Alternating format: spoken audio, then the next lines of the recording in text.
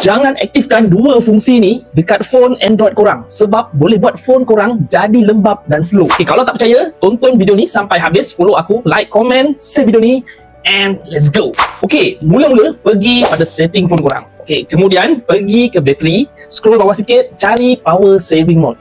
Okay, sekiranya power saving mode ni button dia on, korang kena offkan dulu. Okay, sebab bila butang ni on, application dan phone korang tu akan jalan perlahan dan prestasi phone korang akan jadi slow dan lembab. Alright, yang kedua, pergi ke Play Store phone korang, tekan profile.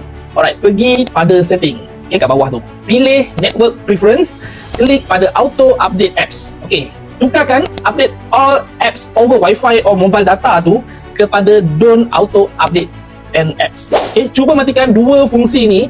Lepas tu confirm phone anda akan rasa lebih laju lagi. Jangan lupa share dan save video ni. Follow aku untuk lebih tips lagi. Alright.